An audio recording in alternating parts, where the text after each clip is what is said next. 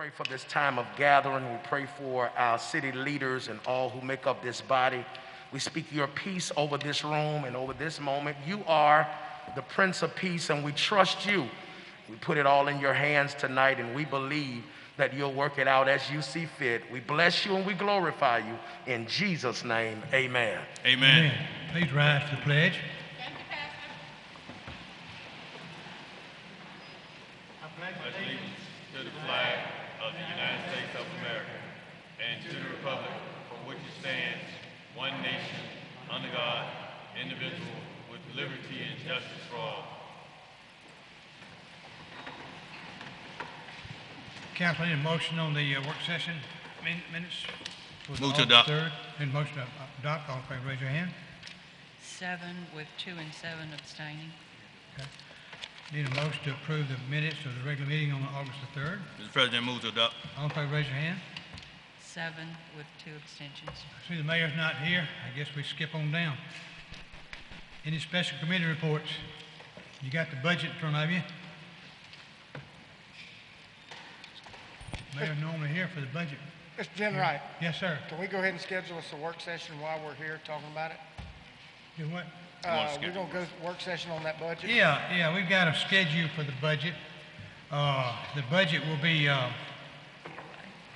we've got a public hearing on the budget on the 7th, and then on the 14th, I believe, Mr. Blaylock, we have a work session of the council at At 3 o'clock? Yes, sir. 3 o'clock on 14th. We'll have September 14th will be our work session, which the council will come in on a work session that day, and we'll review and then we'll have it available to vote on the second meeting in September. Okay? Everybody okay with those dates? What date? Say it again. 7th is the public hearing. 14th is the work session, and then we'll vote on it the next meeting, whatever that is. Yeah. Okay, Okay? okay. 3 o'clock. Okay? Thank you. Yes, sir. Okay, let's go to item number 1. And I think, Ms. Graham, you want to carry that over? Yes. He's sick. Yes, yes, sir, All right. please. Item number 2. Item number 2, review of issues at KT Investment Incorporated doing business as Extended Stay Johnson? Studio. Is the KT Investments present? Okay, they are not present. Not here. What's your move? Okay, we'll just have to, if they're not here, we don't have anything to do to them. Just review Okay. the issue, yeah. Just carry it over again. Yeah. All right, item number 3 was presented to us as a transportation plan, but needs to be a Is it resolution. the council to, no, sir, it's not a resolution, you just need to approve it. It's council to approve fiscal year 2022 transportation plan for City of Montgomery's rebuild Alabama funds. I need a motion to, Vote on this one. need a motion to adopt To this. approve. Mr. President, move to adopt. Have a motion to adopt, all in favor, raise your hand. Unanimous. Item 4, review of issues with apartment complexes as listed. All right, Mr. Mitchell. Liberty Square You on the Apartments flag. first. Liberty Square. Doing who you your got first, Liberty Square Apartments. Mr. Mitchell? Woodley Square here. Representative Woodley Square. Glenn, that's their district. They didn't show up. Liberty Square? That's, Hey, do they have a business license? yeah, they do have a business license. They do? Yes. Fields think we need One to- Center. I think we need to get serious now on these business license, these folks. I mean, they're not gonna pay attention. We gotta show them. Fields 1 Center. Who you talking about? Which one? It's gonna be Fields 1 Center. Field 1 Center. Are they here? Okay. They're not here? No, Not here? Not Do here. they have a business license? They do have a current business license. Kensington Apartments. I think we have a representative here for that. You'll come up to the No, podium. I think she's want to speak. She's speaking of the conditions of the Kinsley Apartments. But do we have a representative from Kinsley Apartment here? Now, these are one of the ones that don't have a current business license. But They do not? I talked to the new owners, and he was going to have the general manager here if he couldn't be present, because he Okay. was out of state. So they don't have a business license? Kensington does not. That's Okay. one of the ones that I think Pam was saying that they've begun the request for the CO, which is the first step in getting the business license. Am I right, Stacy? Somebody want to speak on that? Mr. President, Yes, sir. while they're coming up, I was a little late to work session. Did y'all talk about or discuss the apartment from last time that did not have a business license? And if so, how did we go on that? They gave us a real good update. Answer, at they work did. session. Yeah. They can answer. There's a again. plan. Okay. Yeah, to Yeah, get it ask the straightened out. Ask the question. There they are, they're back. Good evening, Bob Taylor, Pam Rowe. We're from the License and Revenue Division. We're here Excuse me, sir, will you speak directly into the mic? I'm Put the sorry. mic up close so My you get- voice is kind of bad, too. Y'all get them down close. You have to get close to the mic, we can't hear Here we it. go. How's that? That's better. Okay. Closer the better. Hi, I'm Bob Taylor, Pam Rowe from the City of Montgomery License and Revenue Division. We're here tonight representing Faye Comer, Revenue Manager, is not absent this evening.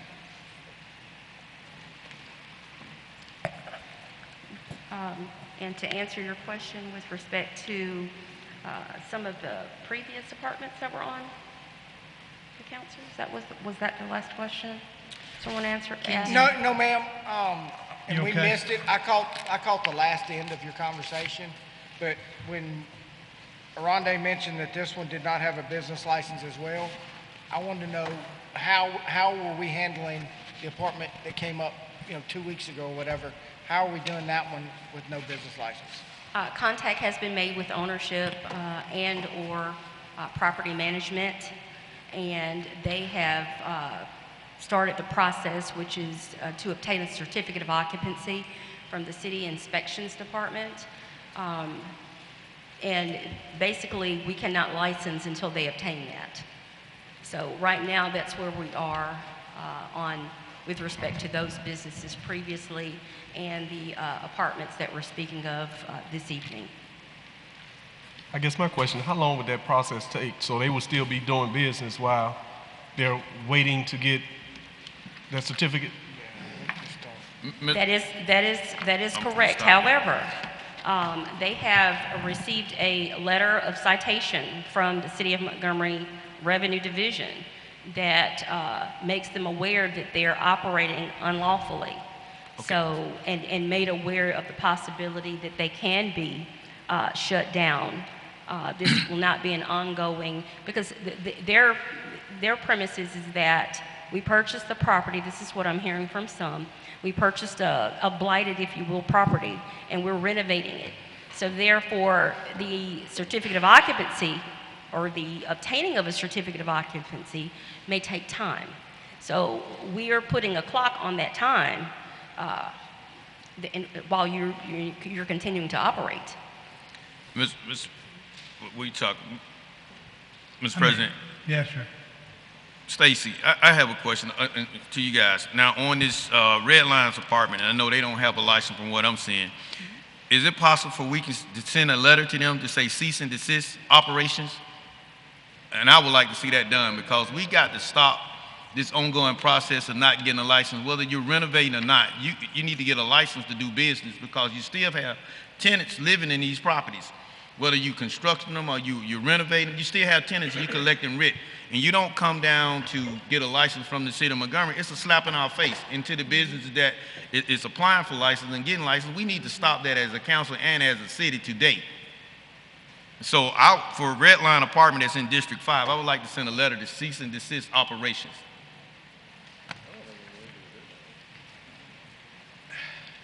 We need, we gotta put more teeth.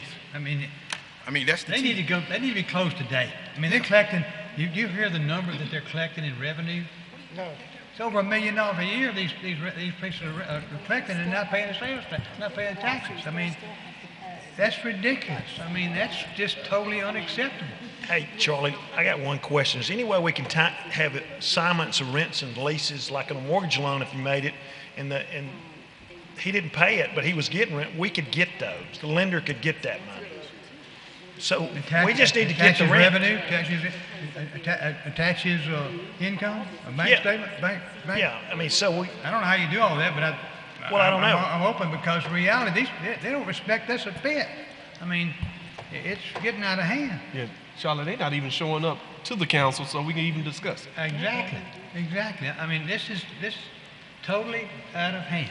Well, And just we send a need- cease and we need desist to some- all. We need to decide how to fix this thing, and I don't know. Stacy, what can we, anything by law we can do? I think we're moving closer to the process with the help of revenue and talking to them. One of the issues, and we've talked about filing suit against the apartments, the concern being that the apartment complexes change ownership so much.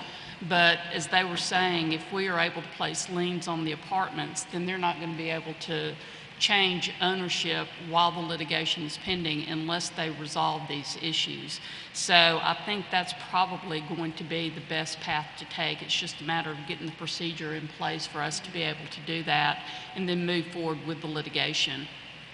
And I guess my biggest worry that they will change ownership before they get their license, and then they'll have an extended time to do the renovations. So what would stop them from selling Red Lions tomorrow, and then we saying that we have to extend their time for them doing the renovations? What would stop them from doing that? Well, to be honest, our powers in the revenue division are limited. So to answer your question directly, there would be nothing outside of the lien of which Stacy is speaking of, which would stop that process. It would stop it. so we'd have to get a judgment to get a lien, right? Now, through this process, it's a matter of putting them on notice, giving them a chance to cure the defect. It's like she said, the state law provides a list of hoops you basically have to jump through. Once you jump through those hoops, then you can file the lien. You don't have to go. Okay, so we're jumping through those hoops now. Yes. Okay. All we need is the permission to be able to file the lien with the county, and then it's on there. In addition, we continue to seek the monies, but at least they can't transfer, to answer that council member's question, they wouldn't necessarily be able to transfer that property to a new owner. There's a cloud on the title. I agree. In the future, I'd love to see us put something in these, when these people are receiving rents, that we take an assignment of rents and leases. If they don't get a business license, we take the rents. Well, and I think what we do right now, when they issue the letter and the citation, and they're required to come in and get the business license, then the business license, the fees they have to pay take into consideration the rents that are being paid while they don't have the business license. So you can't really double dip there and take that money from them if we're going to be charging them based on their gross receipts.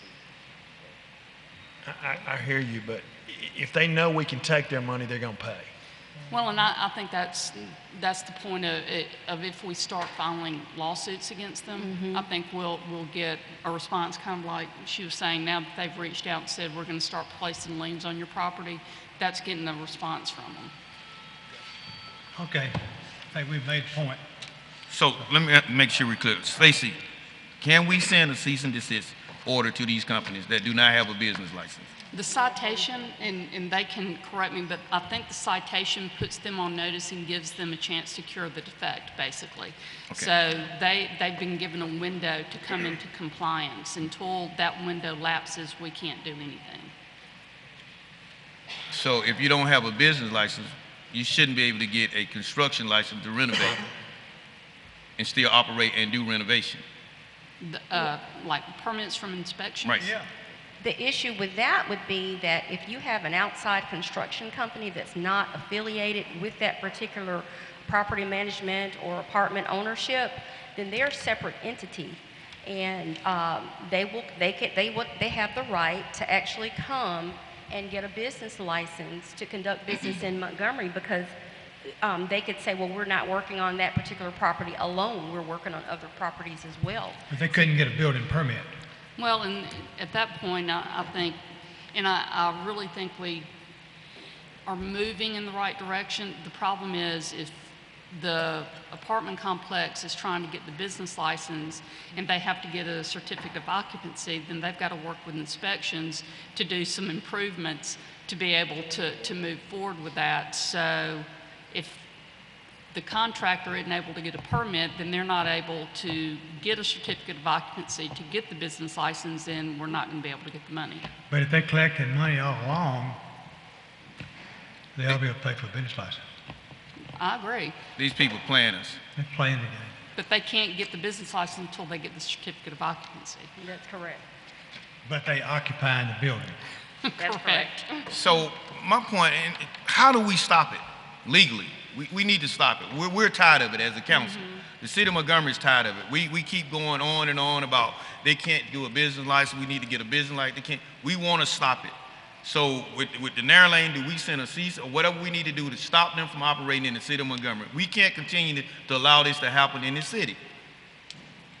So whatever we need to do from the business license department, the legal department to get these type operations to stop in Montgomery, let's do it. I agree. We agree. I'm like Yes, Nike, sir. let's do it. The Yes, sir. Mayor, if you don't have the authority, we'll sure help you get it, okay?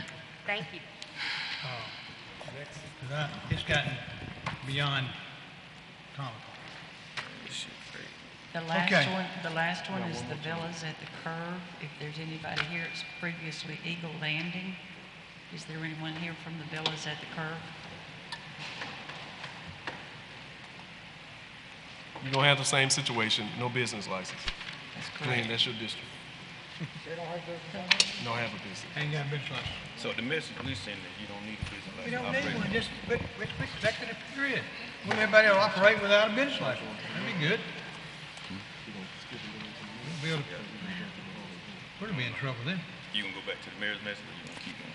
Is council ready to Mayor, you go? got anything you want to say? I see you're here now, so we want to talk to us? I can wait to the end of the agenda. Huh? I can wait to the end of the agenda. Okay, all right. Let's keep going. Item number 5, review of safety protocol for service stations. The first one is narrow lane pace car at 2000 East South Boulevard. Anybody here from Narrow Lane Pace Car, please? Narrow Lane Pace Car. I see nobody. Okay. Next is Roadrunner at 4614 Virginia Loop Road. Anybody here from Roadrunner? Yes, ma'am. Roadrunner on Benton Loop. We want the owner first. She wants to talk about. Let me have the owner of the Roadrunner on Virginia Loop Road, please.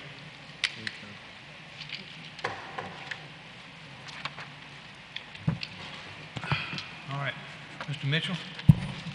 Yes, Jack Patel, owner from the 4614 Virginia Loop Road. Yes, sir. I got the letter from the city, so I got answer back to the city. Question. So, Mr. Patel, what are your hours of operation? 24 hours. Do you have any type of security guards? We got used to be security, but some security don't want to become and in and out. So finally, after the city of Montgomery, I got the letter. I had the security yesterday. And you also have a package store? Was that? You also have a package store as well? Yeah, both sides. I was getting a lot of complaints about how you guys let your patrons hang out in front of your store, and also some issues with your dumpster and also the grass on the side of your property. Yeah, I told my new security person to my main rush hour is almost 4 o'clock to midnight, 12 o'clock. So I told my security to make sure stay outside and nobody hang out outside, whoever the customer only.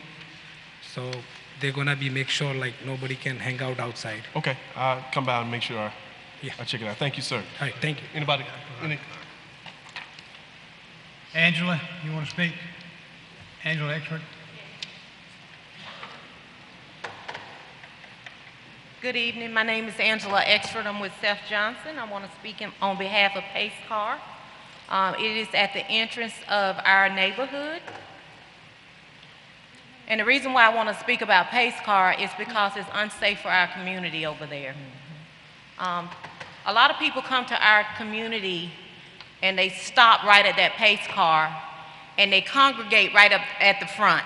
I have emailed all of the previous councilmen and councilwomen. We do have new councilwomen and councilmen on this committee, but the previous ones, I've emailed you about all the trash that they've thrown out there. However, now we have these little young folks that come up there with those racing cars. They congregate there. There's been shootings there. There have been people that has also been killed at that Pace Car. Now it's unreal. On Thursdays through Saturdays, they congregate right there in the very front up there at that corner. It overflows to that Cash Saver parking lot. And some of my neighbors text me at night. They're afraid. They couldn't get out one night. I have a couple that, it was a pastor and his wife. They couldn't even get out of the parking lot of the grocery store there. It is very unsafe. They speed up and down that speedway. So we beg you to at least put some police presence Thursday through Saturday from 7 p.m. to 1 a.m. Someone has to be on that corner to get some law and order there. I know MPD, you all are stretched to the max, but we need your presence on that corner because it is deadly up there. I called 911 because I almost lost my life. A black Camaro almost slammed into the back of me. I contacted my councilman, and you can roll the 911 tape back and listen to it. I was terrified for my life. That Camaro went into the Pace Car and almost hit a gas tank. If it would have hit that gas tank, it would have took out that whole corner. And guess what you got across from the Pace Car? Baptist South Hospital. You got the hospital sitting right across the corner. So please, I beg you, you are elected officials. We are at your mercy. We need some help on that corner. Chief's already talking about the car deal, okay, right? Yes, got email sir. This is one of the locations that we focused on dealing with these large groups of cars that are out there in the area.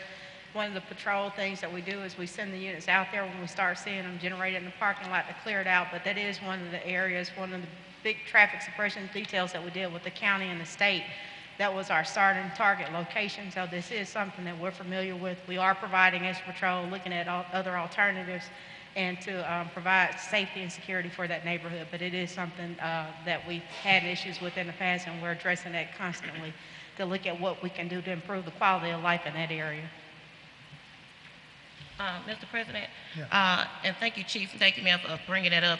It's a lot of areas in the city with the same issue, like Hull Street in District 3, same thing. So I'm wondering if there's a way that we can look at the traffic monitoring and implement either some speed humps or some kind of chokes into the street, so that way we can limit how fast they drive their cars in that area.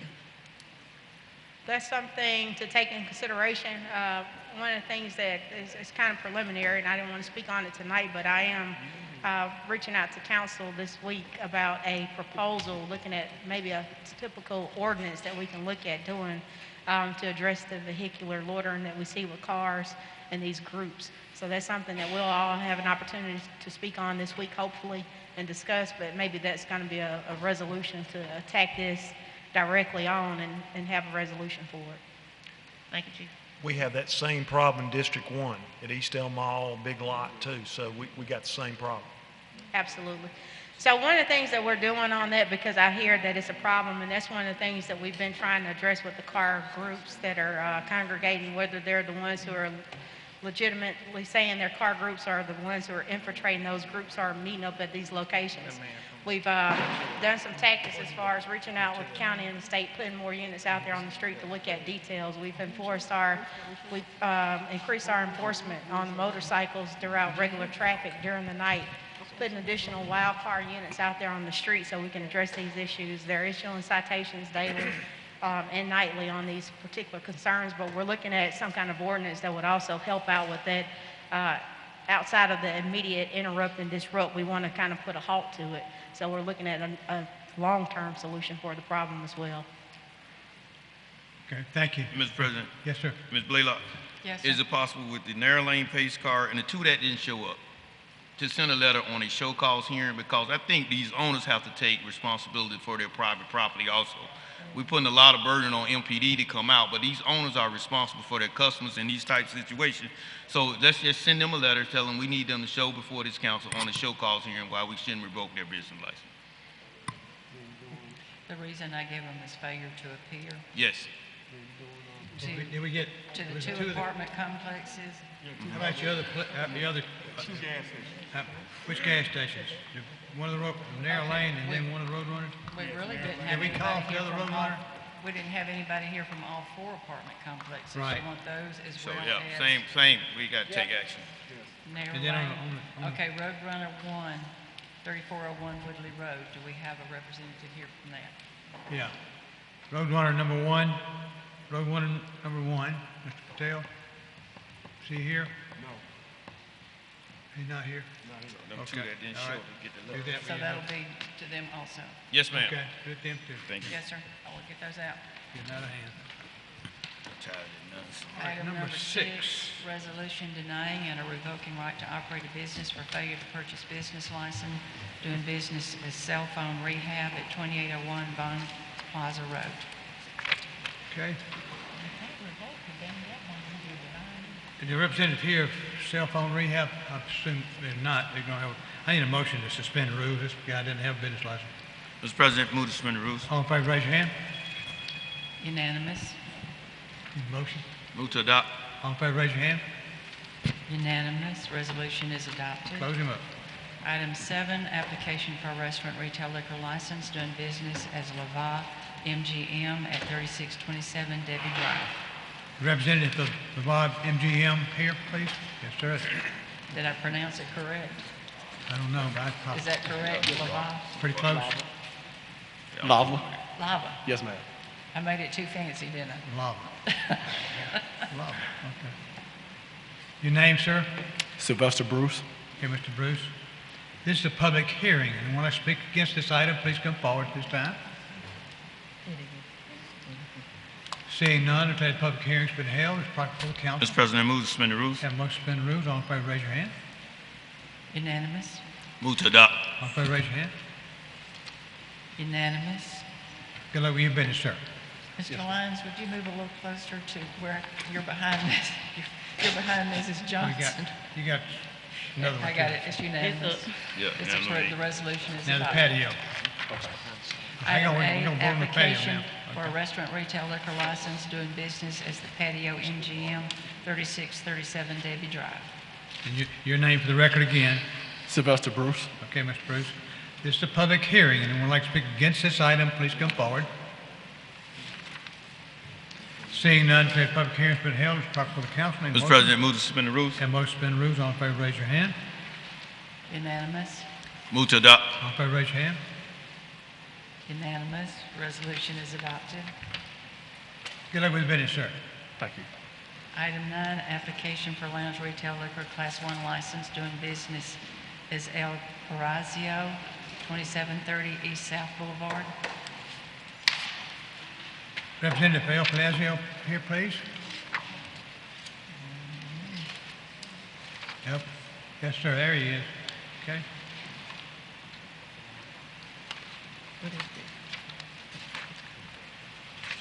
Hello. Your name for the record, sir? Mark Gutierrez. Okay, Mark. This is a public hearing. Anyone would like to speak against this item? Let's see if I got anybody signed up for that.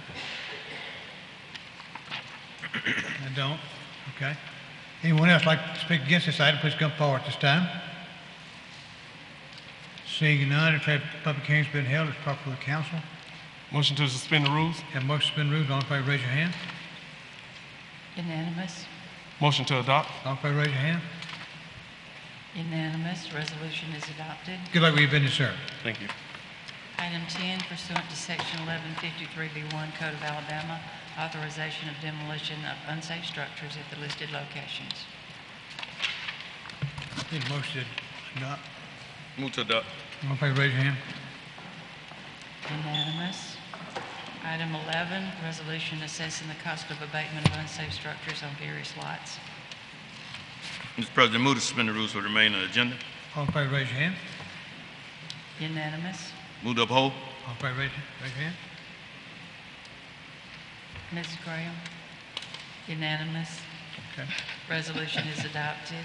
Item 12, resolution declaring, authorizing, and assessing cost of abatement of public nuisances on various lots. Move to adopt. All in favor, raise your hand. Unanimous. Resolution is adopted. Okay, Madam Clerk, anything else on your No, desk? sir, that's all I have. Okay. In our public communication roster of non-agenda items, I think that will be the next thing we got on the agenda.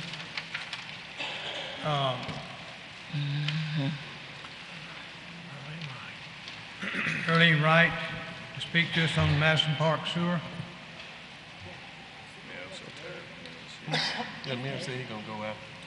Go to the end.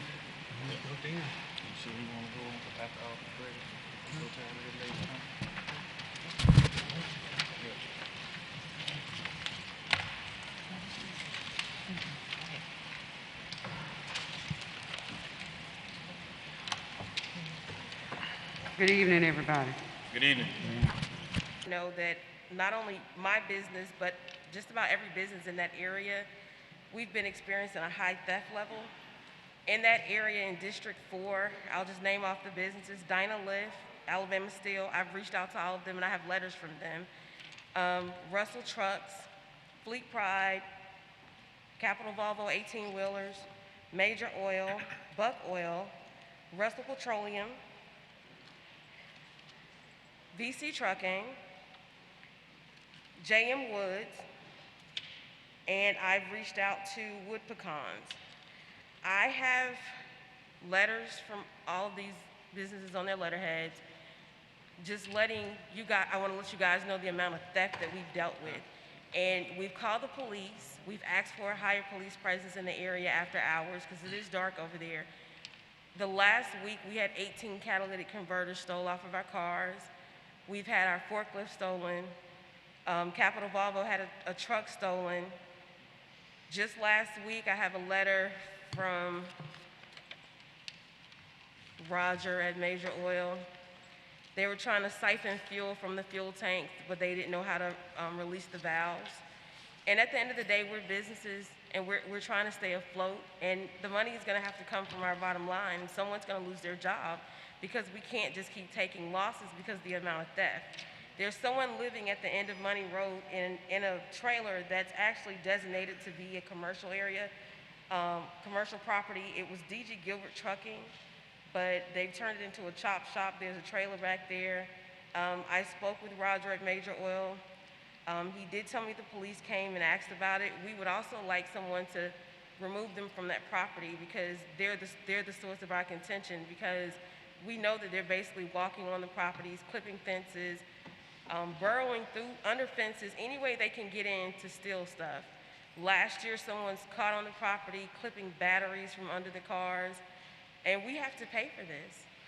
You know, we can't just say, okay, oh, well, we're losing, because at the end of the day, as it continues, people are going to lose their jobs because we have to recoup the money somehow. Let me see what the police department has to say about that. Right before you talk, give me that. Do you have that address, Ms. Grant, where they're living on that property? Do you have that address? 3226 Money Road. It used to be DG Gilbert Trucking, and I think Mr. Gilbert passed away. You said 3226. Yes, ma'am. What's the street again? Money Road. Money Road. Yes, MONEY. Okay. Okay. I want to start off by saying that the catalytic converter thefts are something that's going on across the state. Major Coughlin is the sector commander over that particular area. They've taken some measures to go out there to help support them to try to prevent these thefts, so I'm giving him the opportunity to speak on it because it's under his command. Okay. Hi, everybody. Major Coughlin. I'm the Sector Alpha Patrol Commander. We've actually made several arrests of people that live out there. It is a continuing problem. We've also reached out to your business, and we'll continue to reach out to your business. I know we've sent some assets out to you to try to assist you. I'm also going to, before you leave, we'll get up with Lieutenant Stewart to see if we can do a security assessment of your property, see if we can help you help us better prevent these crimes, and if they do happen, try to identify who the suspects are. As I said before, we're familiar with some of those people back there, and we've made arrests before, but the problem is with lack of evidence, prosecuting every single case makes it difficult. So the better you're able to protect your properties, the better we'll be able to follow up and prevent them to begin with. Do we have any cameras down that way? After they had a set of catalytic converters stolen before, we actually put our own cameras out there for a little bit of time. But again, our resources aren't endless. We couldn't leave them out there. So I know our Star Center reached out to y'all and tried to assist you in getting your own cameras set up and We lighten have. your property to try to assist in that matter. But Lieutenant Stewart is our community police, and he actually does security assessments for business, and we'll see what we can do to help you on that. Okay, and then and I don't see as well, Ms. Grant, about, we got some cameras installed down on the Mobile Highway, and they were able to capture someone who had committed a crime. So I'm gonna see if we have that type of networking down on the boulevard that will allow us to put that same type of camera in down that way. Let me interject for a second. We had cameras. We spent $12,000 having about 18 cameras installed, hardwired, probably about 3 weeks ago. It was around the same time because we used the people that they used at United Citgo Oil, Major Oil, well, Sun Oil now, because I think Mr. McNeil sold it. It doesn't deter them. We've been told to put up no trespassing signs. We put up no trespassing signs. We've just done everything we possibly can to be proactive, but last year someone was caught on the property. Our dog caught someone on the property. That gentleman was apprehended. He ripped out a lot of batteries from customers' cars, from our tow truck, left the hypodermic needle in the tow truck, and he did confess, and I guess he's incarcerated now, and we were supposed to get restitution, but that one person is not the culprit. Like, it's an ongoing issue as far as the theft. And it's not just our catalytic converters. Like I said, our forklift was stolen. Capital Volvo had a truck stolen. VC Trucking had 2 employees' trucks stolen. Russell Trucks, I have the letter. They had someone jump the fence and drive through the fence with 2 of their employees' vehicles. The gentleman at I'm gonna give you. Now, didn't you say some of it happened last week as well? I mean, it's an ongoing thing. But was it something as recent as last week? When I contacted you, that wasn't last week. That was last month. Okay. Yeah, that was last month when I contacted you. We had gone. It had been like a day apart. One day they had stolen 8 catalytic converters, and our insurance, our garage insurance, we have to pay $500 deductible per vehicle up to $2,500 is where we max out at. It doesn't cover the cars that we have for sale. It will cover our customers' cars after we pay $500 per car. And so with all the loss, and then our insurance is gonna go up, with all the other businesses having theft and them filing insurance claims, their insurance is gonna go up. The thieves are gonna run us out of business. Right. Now, are y'all on Star Watch? You said you just recently, about 3 weeks ago, got a camera system. Are y'all hooked into the Star Watch program? No. Okay, and that may be something that can help as well, because they'll be able to see it as well, your alarm, because you tell me, you're at home, your alarm go off, you call, they'll be able to tap right into your security system. Maybe they can know who it is, where they heading, so when police go out there, they can know how to get them right away. Yeah, we're able to see it on our phones as well and get the alerts, and we got the best cameras that we possibly could get with night vision and everything, and it notifies us. And our property is 15 acres, so we got cameras in every angle where we could possibly have them to see, but some of these thieves, they just don't care. Right. Well, I mean, what we can do is try to apprehend them. Deterring them, I don't really know what that is. Okay. I don't think they know what that is. It's like they missed the cameras. They missed the no trespassing signs. They don't mean anything to them. But if we can catch them, I think that's the biggest, weapon we have, is to try to get them off the streets. And so having them on Star Watch with MPD can help in trying to capture them. Maybe even before you get there, police can already know which way they're heading and, go and get them because they were on your property and they shouldn't have been there. Alarms going off, that type of thing. So I think that'll help definitely get with them. Chief Harris, you have something else you was going to say? I was going to just add on to that. Absolutely. If we can connect with the Star Center to get your cameras online, I know you have a large property with the 15 acres and some of the dark side and the areas that are off the roadway. are the point of entries that we're looking at.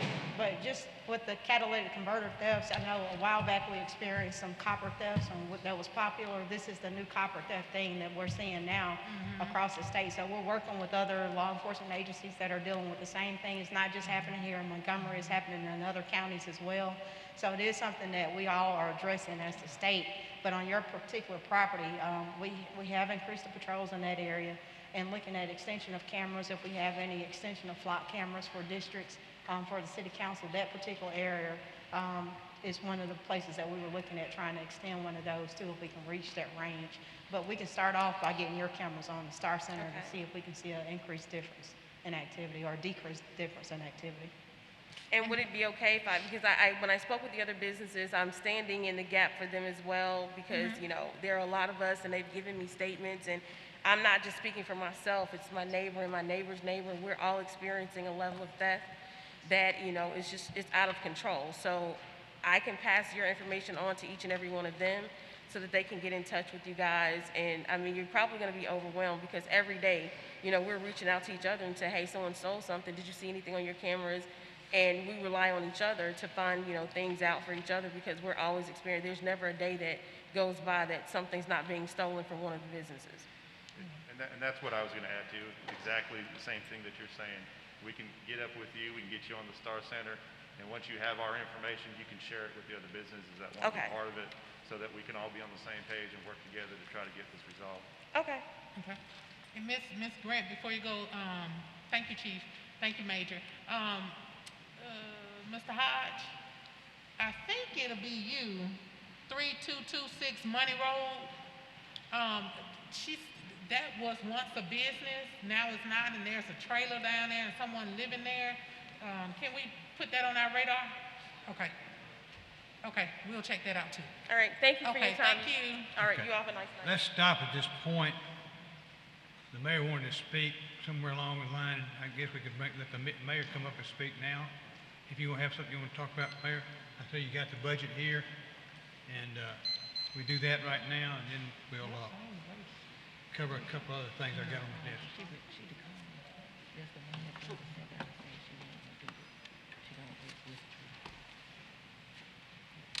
Good evening. Good evening. Good evening. I want to start with our Montgomery Advertiser Community Heroes. Thank you for, Mr. President, for allowing me to move the message to this sector, this part of the agenda. I want to start with our community hero, Brian Smith, or I'm told many people know him by the name Blueski Blue. So I guess I'm the only one who didn't know him by the name Blueski Blue. He is one of the tireless advocates in our community and a person who continues to be a blessing to others.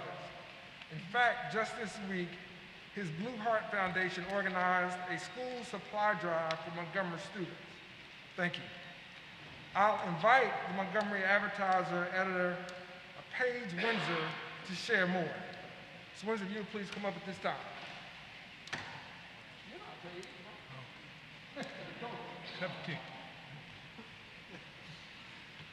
Thank you, Mayor. Thank you, Council. Thank you also to our sponsor, Beasley Allen, represented here tonight by Paul Evans. They've sponsored this award for over 3 years. My name is Brad Harper, and I have the good fortune of writing the story about Blueski. And the fact is, we shouldn't even be here tonight talking about Brian Smith because they call him Blueski Blue because he was born unable to breathe and had to be brought back to life. What is he doing with that life? Well, first, he listened to his mother, and he saw her generosity and learned some lessons about giving back, even when you don't have very much. That eventually turned into his own nonprofit, the Blue Heart Foundation, which the mayor mentioned. That organizes school supply giveaways, but a lot more, including grocery donations. His support for MPS band students has been described as a miracle for its impact on the kids, and it has inspired others to help. An effort to speak out against Montgomery's gun violence turned into the Wake Up Montgomery podcast, which he co-hosts with his friend Yunro, who couldn't be here tonight, unfortunately. People in the community there can hear frank discussions about what's happening, including from some of you on the council. Blueski's quite a character. He'll crack a joke and he'll help you out, but he'll also give you some ideas. And along the way, he's giving some people a chance at a better life. That's why he's the Montgomery Advertiser Community Hero. for June 2021. Brian?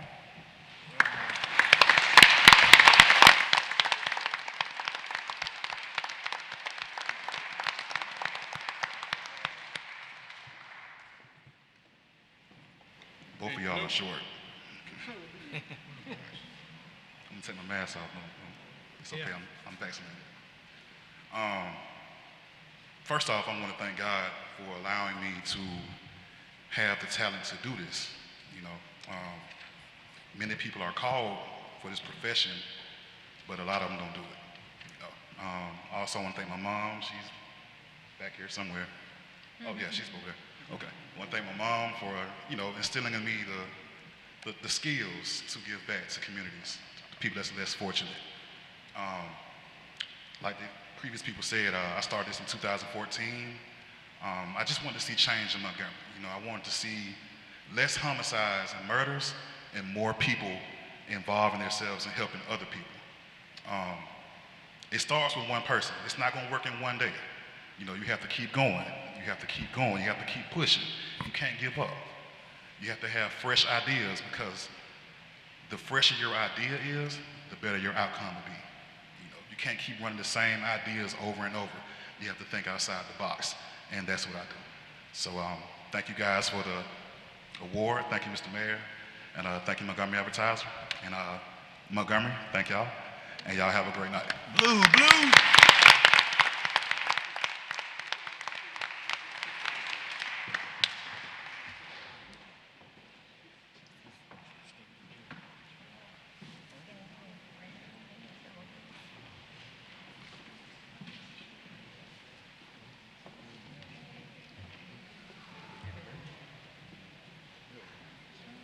Blue, you need to make it to the meeting night.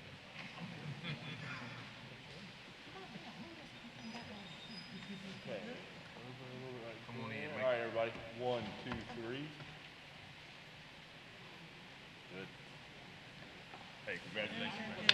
Congratulations, Blue. Congratulations.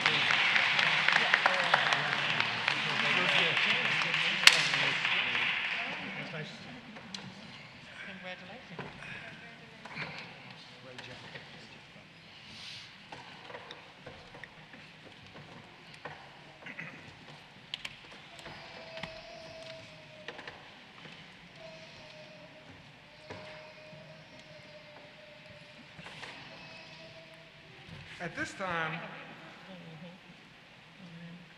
and again, congratulations and thanks for your work, Bluski. At this time, I'd like to give a COVID-19 update, and it's wish we weren't still giving these, but I also wish we weren't still wearing these masks. When this council last met, Montgomery's 14-day average of test positivity was 9%. Today it stands at 22%. This is really problematic for us because school has started back, and every indication that we've gotten from the medical experts across this country is that they expect things to get worse before it gets better. They expect the transmission of the Delta variant to continue to spread because of the close interaction that many school children, not knowingly, and obviously many of whom cannot be vaccinated, may spread themselves and can certainly pass on to adults.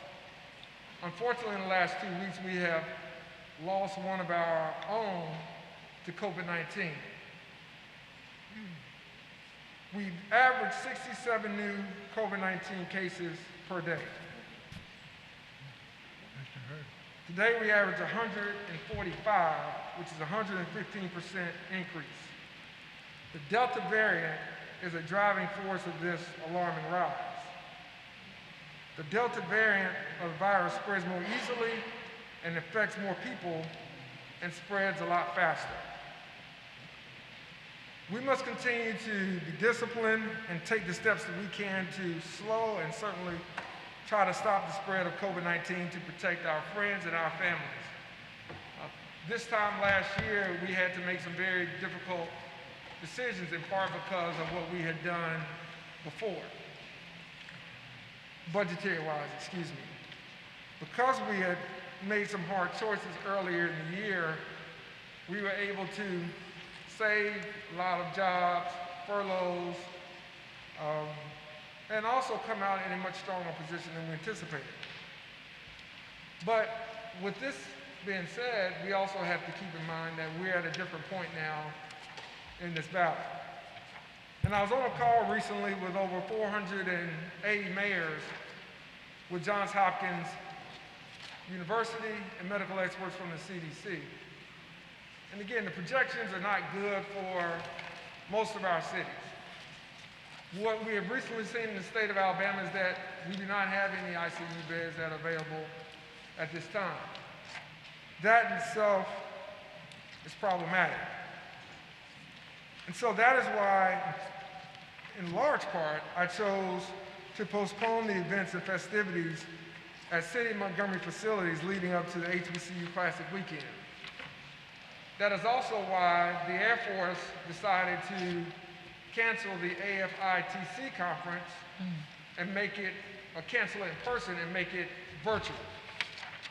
We're seeing this happen across the country as cities try to recalibrate many of their plans for late summer and the fall to protect their citizens and to do what is prudent in the best interest of the community.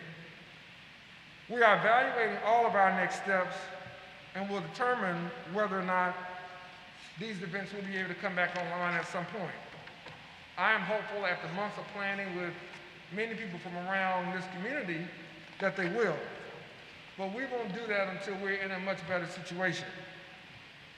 What steps can we take to stop the Delta variant and ultimately slow the spread of COVID-19? We can encourage one another to get vaccinated. We want to encourage each of us to wear masks. In the past month, the burden rate has gone to high transmission and very high risk category in this area. Again, we're dealing with the Delta variant of COVID-19, which is twice as contagious as the original strain. And while some fully vaccinated people can spread the Delta variant, the vaccines prove effective protection from hospitalization, severe disease, and death. We urge everyone who is eligible to get vaccinated as soon as possible. 37% have completed the vaccine series. That's not enough here in Montgomery. We need that number to be much higher among adults as well as among those children who are over the age of 12. I do want to thank all of the partners that we have had who've helped us dispense 164,000 doses that have been administered. You've had churches, nonprofits, community leaders, community organizations, businesses, as well as many of you on the council who've helped us with that. We want to thank you for that, but we have a lot more work to do. If we don't take this more seriously, if we don't see better results ultimately, then not only is it the belief that our schools will be interrupted, it is the belief among most national medical experts that we will see interruptions to our normal course of everyday life. So whether that is limitations of crowds at indoor private businesses, or whether those are other changes that we would all rather avoid, that is what is expected. And so we want to do everything we can to try to encourage, to try to educate and inform those who have been misinformed about getting vaccinated and why that is so important to everything that we do here in Montgomery and in the River region. I also want to remind everyone about the indoor mask advisory, which I'm glad to see you have either been well disciplined or you have just been reminded very well, because everyone here has on a mask. And this is in accordance with the guidance released by the CDC.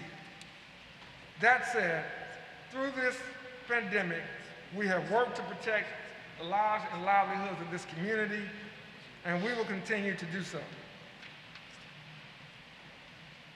That will conclude my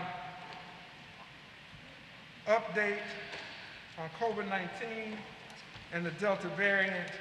It is my hope that going forward, these numbers that we see on the screen will go back to a lower level that we saw between March and July. Now, I will move on to my next topic, and I just have one more after this. 2 months ago, we submitted an ordinance to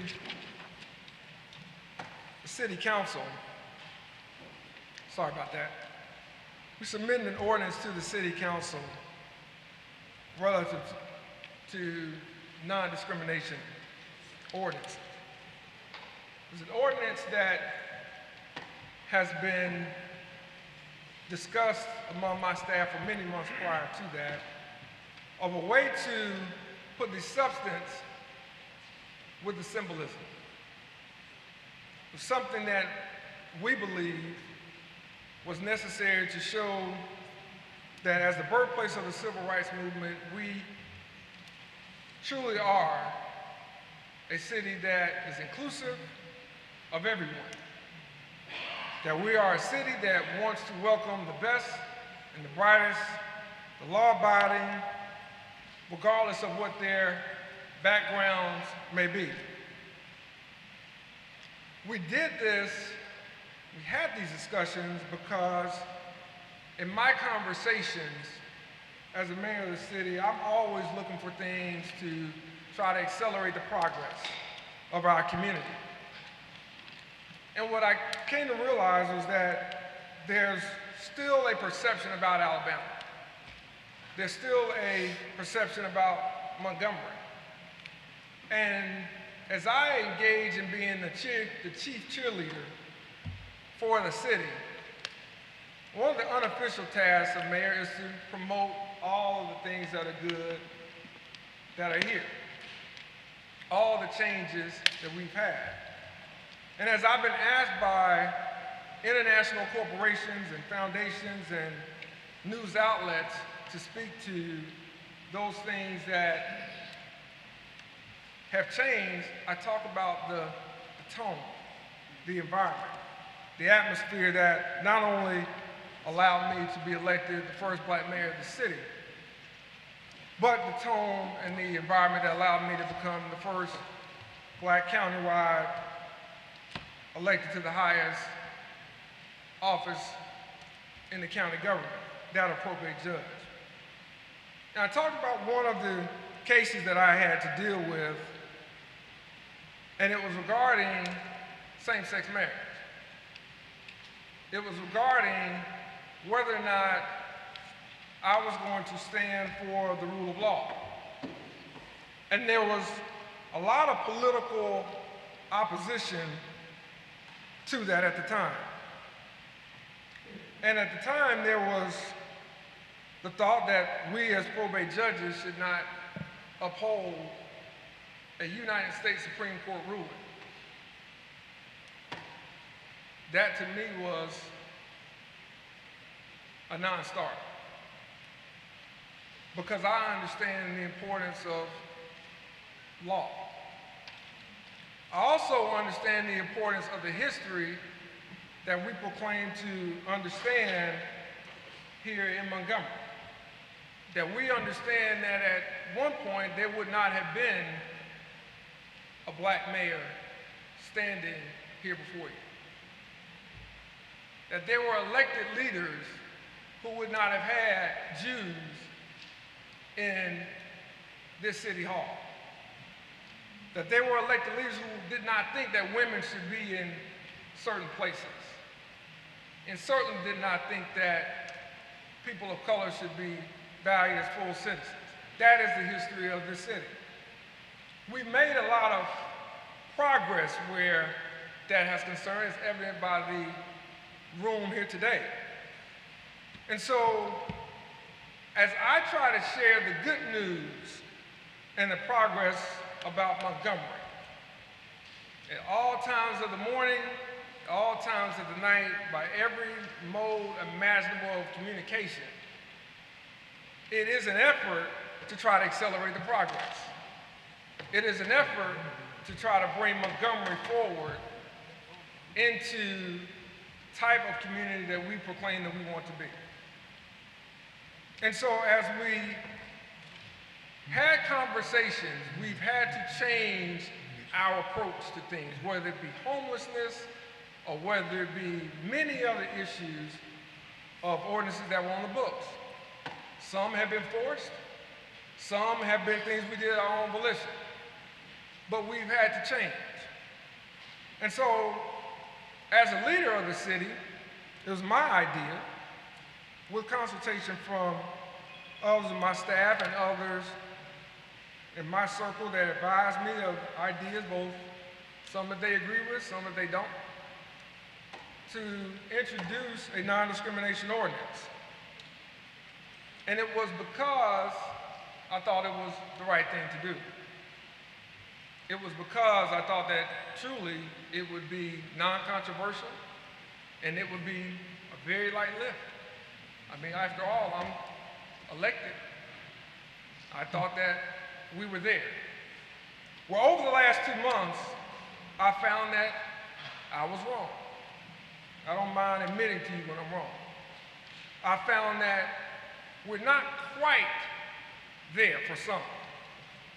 That what is superficial often feels much better than doing what is substantial. It's a lot easier for us to come up with slogans and hashtags than it is for us to ultimately do the work. And so, in bringing this ordinance to the council, again, I will acknowledge that I did not think it was a lot to discuss. I did not think it was a lot to go back and forth. But over the last 2 months, I found out that it was, and there needed to be some conversations had and some explanations had. And so we tried to do that over this time to kind of share what the ordinance is and what it is not. Why it is needed, why it is important, and why other cities themselves have also done it. And so what I want to do is read the ordinance to you so no one can say they didn't understand what was in it. And then I'm going to call for the council to take a vote. And the council can vote their conscience, and we'll know exactly where we are as an elected body here in the city of Montgomery. Mayor, do you have a copy of the ordinance? Yes. You pass it, please.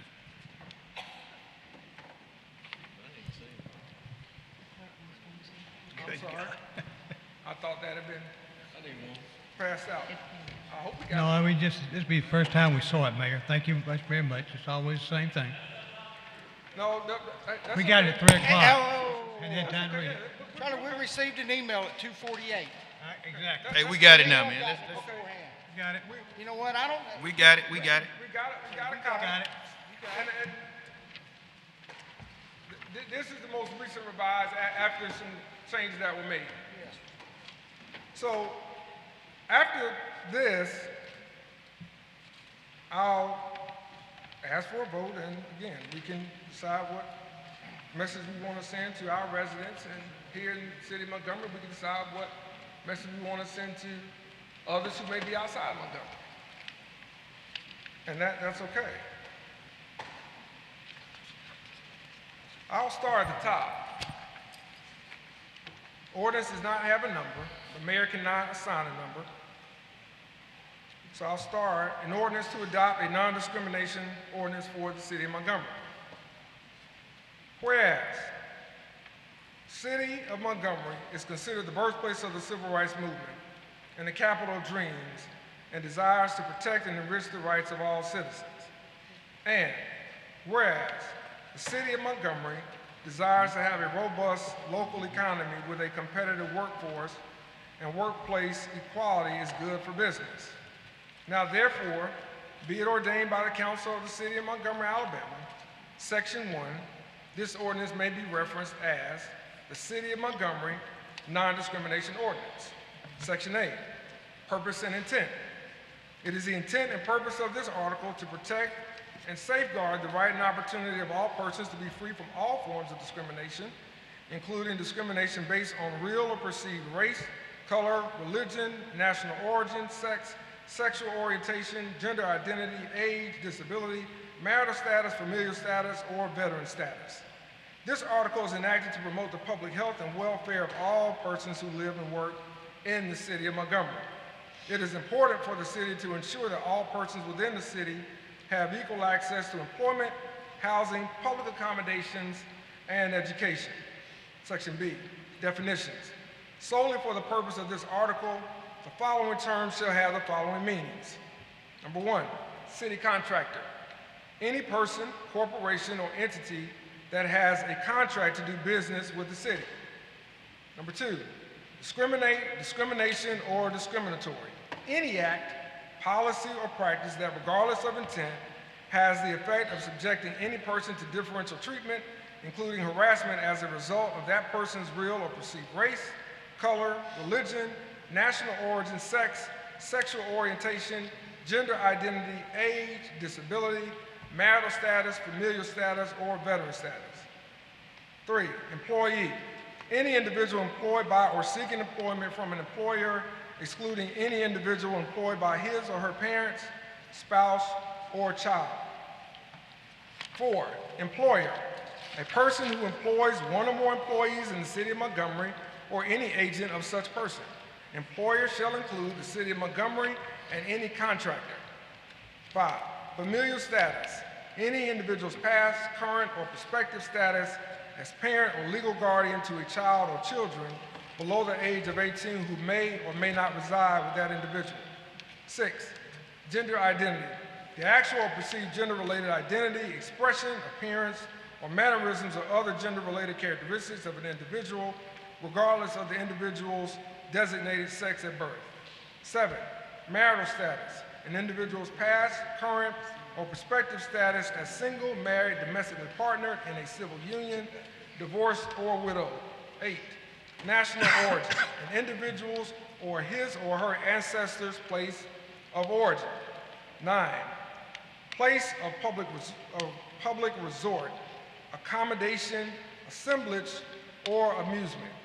Any place, store, or other establishment, either licensed or unlicensed, that supplies accommodations, goods, or services to the general public, or that solicits or accepts the patronage or trade of the general public, or that is supported directly or indirectly by government funds.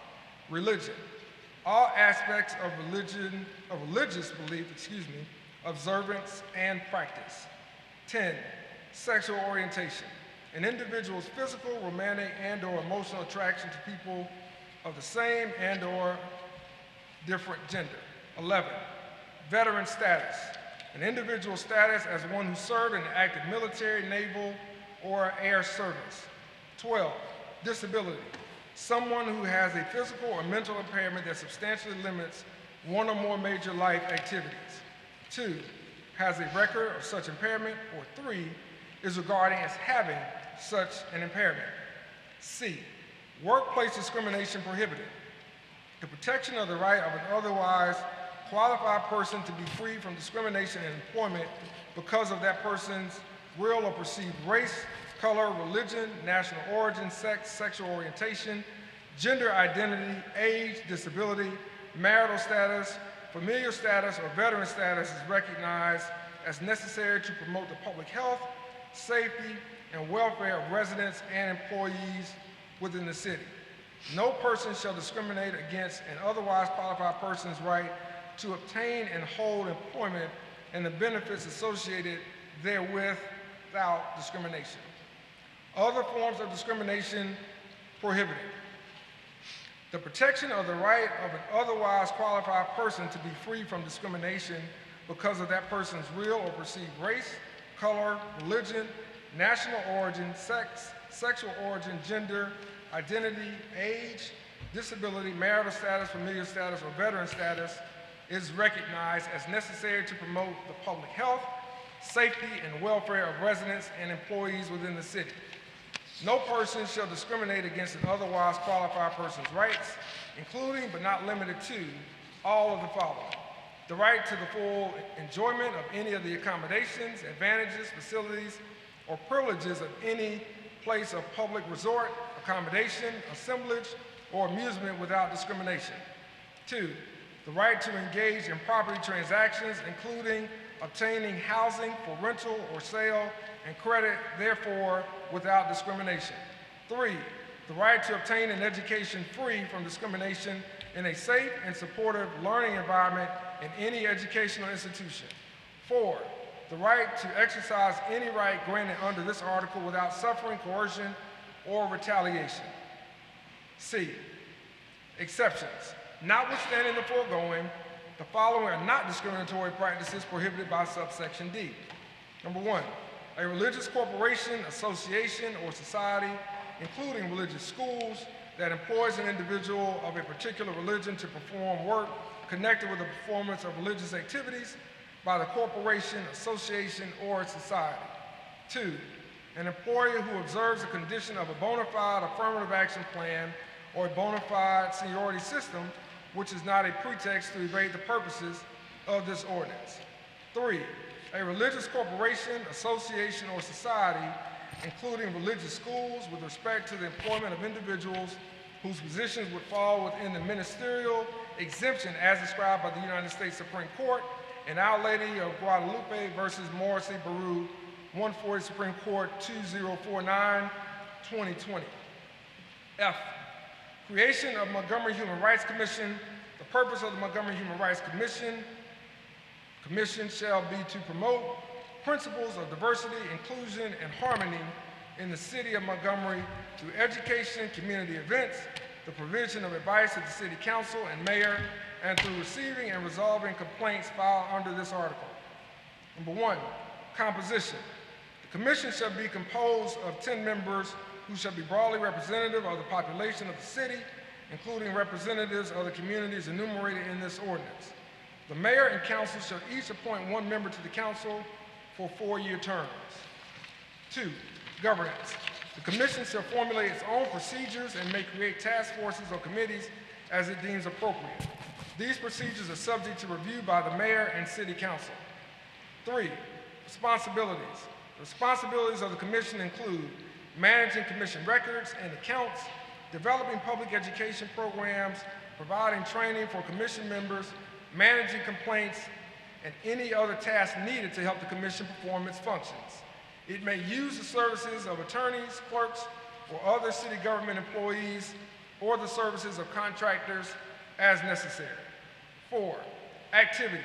The commission shall receive, initiate, investigate, and seek to conciliate and refer cases to city investigations if necessary, alleging violations of this ordinance. The commission's ability to investigate will be limited to obtaining information only available to the public, since any meetings must be open meetings. City investigations would have to investigate and review any evidence that does not constitute a public record. If there is a violation of this ordinance by a majority vote, the commission can authorize a member to assist the victim in seeking to have a summons issued from municipal court and the case be prosecuted. It shall present an annual report to the mayor and city council of its activities. It shall develop public education programs regarding compliance with this ordinance and equal opportunity and treatment of all individuals. And it shall engage in any other necessary action to effectuate its purpose and duties. G, enforcement. Violations of this ordinance are enforceable pursuant to section 1.6 of the Code of Ordinances for the City of Montgomery. Subject to the procedures the commission develops, the commission shall receive, initiate, investigate, and seek to conciliate alleging violations of this ordinance. If a complaint is not successfully conciliated, the commission shall hear the matter and make a determination as to whether a violation of this ordinance has occurred. If the commission determines that a violation has occurred by majority vote, the commission can authorize a member to assist a victim in obtaining a summons from municipal court for an order to cease and desist from the discriminatory practice and levy a fine not to exceed $500. All proceedings described herein should be conducted in accordance with Alabama law. H, other remedies. This ordinance may not be construed to limit any other remedies available under local, state, or federal law. Section 3, severability.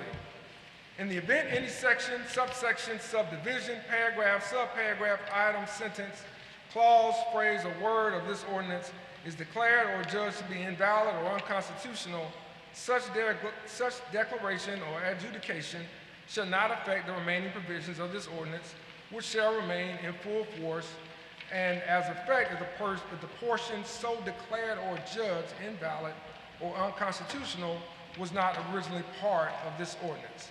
Section 4, effective date.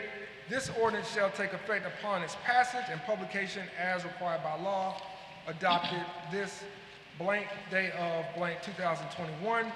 Stephen L. Reed, Mayor, attest. Brenda Gale Blaylock, City Clerk. Before I take my seat, I will say that I'm reminded of two things.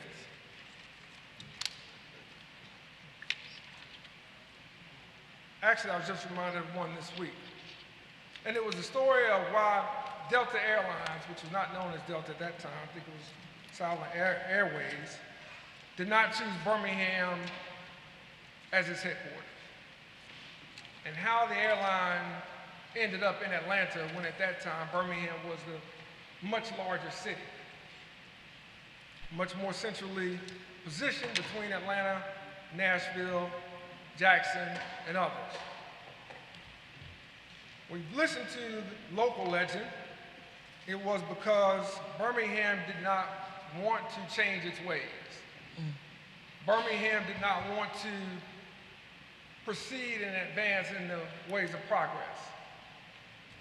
Birmingham chose hate and division over diversity and inclusion. Birmingham chose not to adapt to the times. That airline went to Atlanta, and the rest is history. It transformed Atlanta from a southern capital into an international megacity of commerce, trade, and government. It was the foresight of the leadership, both elected and private, who saw the opportunity and who saw the need for change. Birmingham is still trying to recover. And so is the state of Alabama. When we think about the results that we see, they are often due to decisions that we make. Some you can point to, such as that. Some you can point to as a series.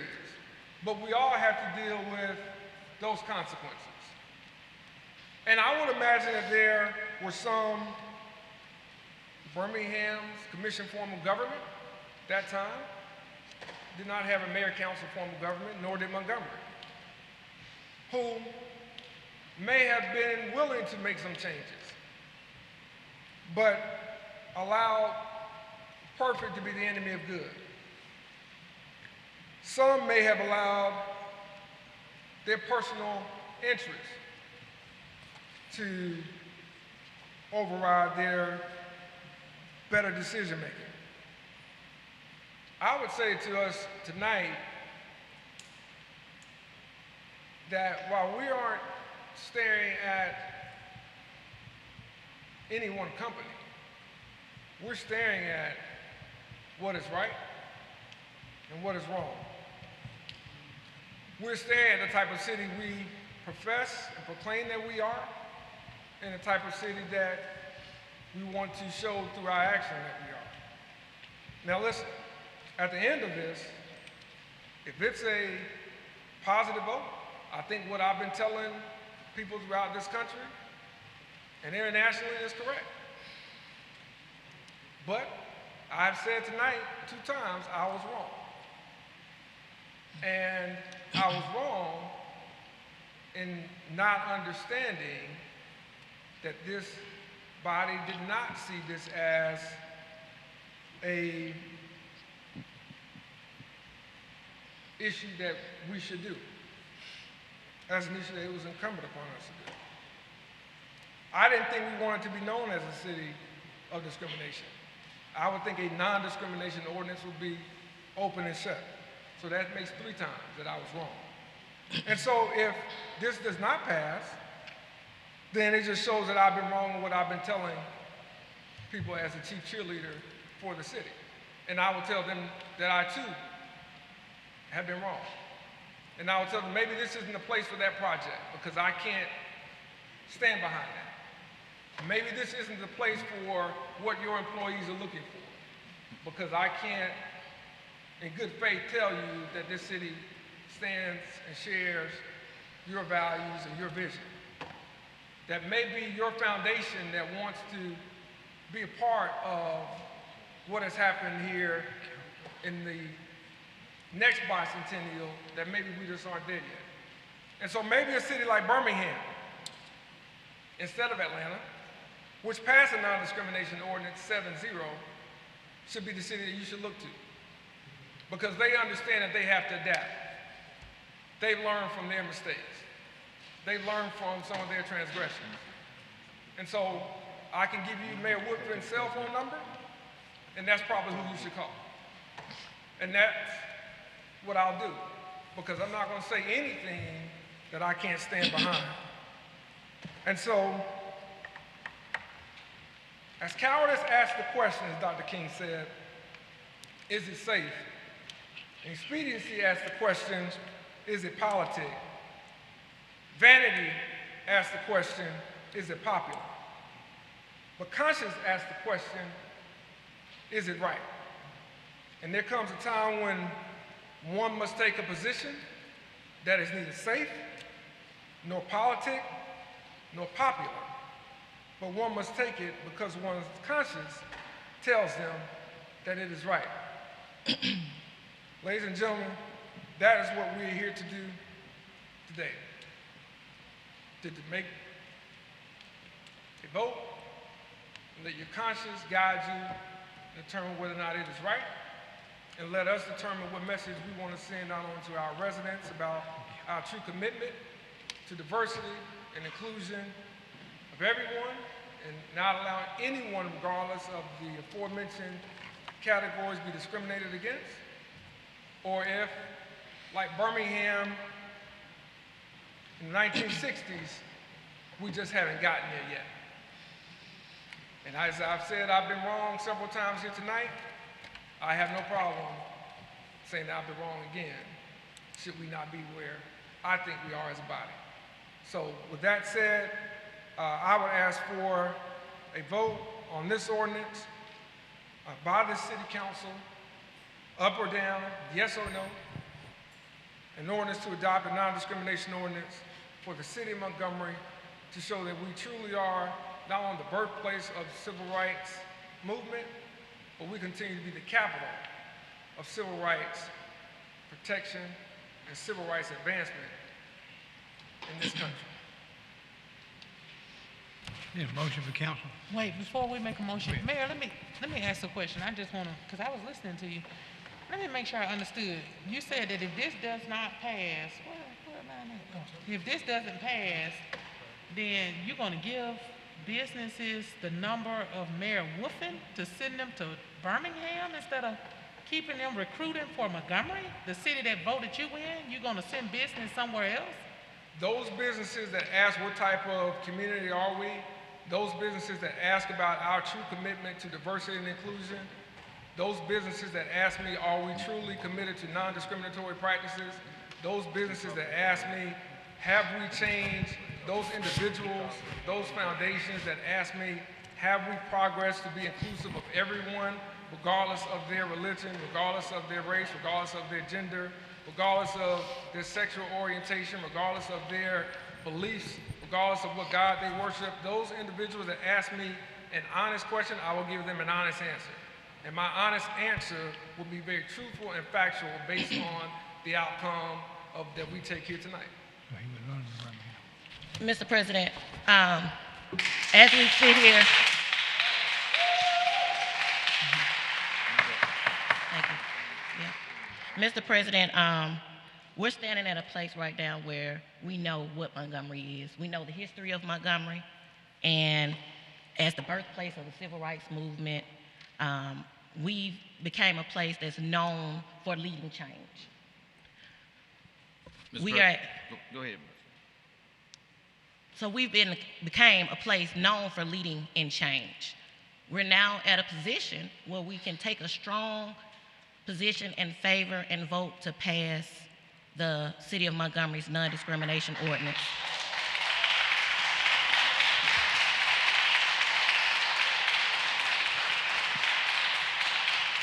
And doing so, we'll move Montgomery forward. So once again, we'll be the leader of change. We'll make way and put Alabama back on track for positive news, a positive trajectory forward, and saying that we accept new businesses, we accept new residents, we accept new students for our local university bodies that are representing what we now know as diversity, equity, and inclusion. This is something that is happening across the country, and we have been known to do this. So it is time, it's past time, that Montgomery puts something on the books that says that we are open, and we're not just open for anybody, or we're not just open for one particular body of people, but we're open for everybody. And so, Mr. President, I want to ask that I want to put in a motion to approve the ordinance that the mayor is Mr. President, before we take a vote, and I want us to look at this ordinance not as a non-discrimination ordinance. Let's look at it as an all-inclusive Montgomery ordinance. We're talking about all people as we go forward. We need to include everybody as we go forward. Whether it's economic development, we are one nation under God. We need to include everybody in this ordinance as we move forward. So I would ask, I know when it first came out, I was one of the first to say I was totally against it. But as I grow and took myself out of the ordinance and looked at what it actually does for the city of Montgomery, and we as a body, I would ask that this council unanimously support this ordinance and move forward, and not we go for an upper bowl vote. So I would ask for the question answered, Ms. Johnson. And then let me just say this. We got an airport board that hires people and make contracts. And we had a full conversation. I brought it to this council that they're not even including them, including minorities in there. And there was no conversation from this council to do anything about that. Nothing. Still nothing from this council. So while we're saying we're doing this to make Montgomery better, what we really doing? What are we really doing? We just want some on paper? Are we really doing something?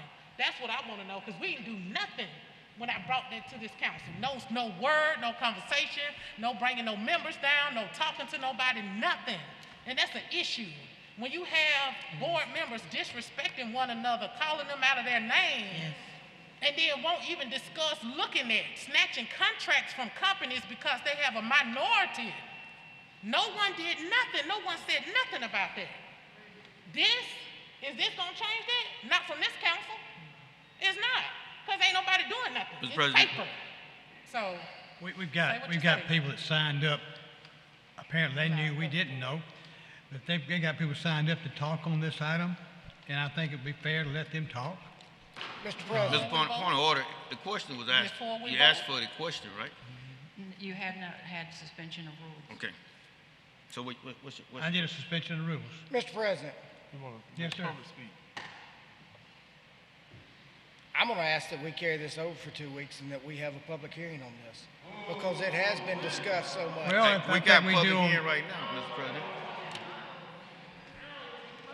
Mr. President, before we take the vote, let's listen to the public on this, and we still call for the question. I would like to see this voted up or down tonight and get it off our table. We Mr. don't need to be Calhoun, bringing it up at 2. I just asked you that I'd like to carry it over for 2 weeks. Well, we have a public hearing before- There's been questions in the community. You've not talked to anybody in your district tonight. No, you can't tell me who I talked about in my district, Okay. Mr. Pruitt. You worry about District 8. I can handle Call for District the 5. rules. Call Well, for I'm the calling rules. for the rules and the vote right Call now. it right now. Show your hand. Call it. Don't say what I don't Call do. it. Let's hold it. we got people want to talk. Matthew Clark wants to talk on this item. Matthew Clark here. Matthew Clark.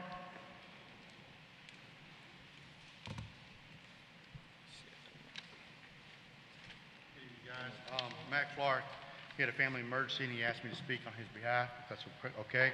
Of course. Matt Clark, an attorney with the Alabama Center for Law and Liberty, had a family emergency and could not be here tonight. He asked me to read the statement to you. He says that you have heard my arguments about this, about why this is bad for religious liberty and our likelihood of success in a lawsuit. But if you are set on voting for this ordinance tonight, please consider one more argument. If you vote for this, you will hurt the very people that you are trying to help. The ordinance prohibits discrimination not only on the basis of sexual orientation and gender identity, but also on the basis of religion. That means if I call up a gay bar and tell them I want to rent their facility for a group of pastors to discuss how to restore biblical marriage, and if they turn me down, the Civil Rights Commission will have to punish them because they discriminated against me on the basis of my religion. Or if I went to a gay cake baker and asked them to bake a cake depicting the destruction of Sodom and Gomorrah, and they refuse, then this ordinance would punish them. So if you're trying to protect the LGBT people, this will not do the job. If you think you can fix this by selectively enforcing the ordinance or taking out the part about religion, then you will discriminate against religious people. If that happens, then my lawsuit goes from a probable win to a guaranteed win. Thus, there's no winning scenario for the proponents of this ordinance. The choices are to pass it and enforce it equally, which will anger both the religious and the LGBT constituents, or you can discriminate against religion, which will result in a guaranteed loss in a lawsuit. You therefore have one option: cut your losses, vote no, and walk away. Thank you. Matt Clark with the Alabama Center for Law and Liberty. Chris Bukovich. Is Chris Bukovich here? Chris Bukovich, he signed up. James Satchel. James Satchel. S-A-T-C-H-E-L-L. James Satchel. Okay. Ellen McDaniel Ellis.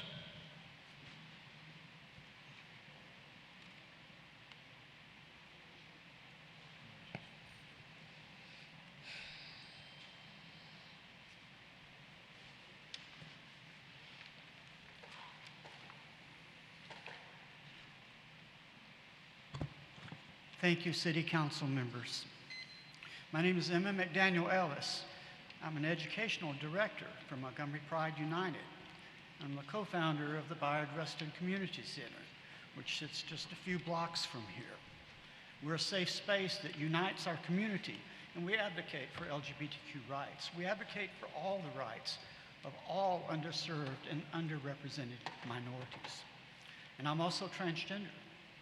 And I've seen firsthand the discrimination that LGBTQ persons face and other underserved and other underrepresented minorities face on a day-to-day basis, just navigating everyday life.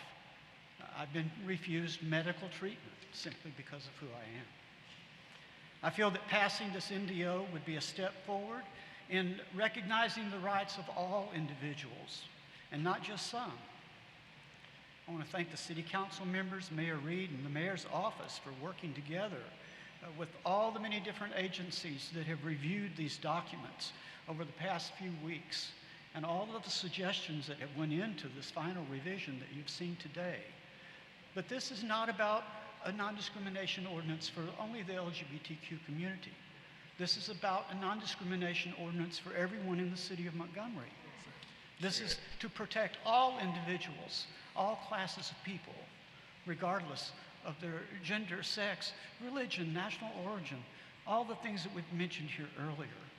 We're not requesting anything that is rocket science here. We're just asking the city to pass a non-discrimination ordinance that protects all citizens, not just some. Thank you very much.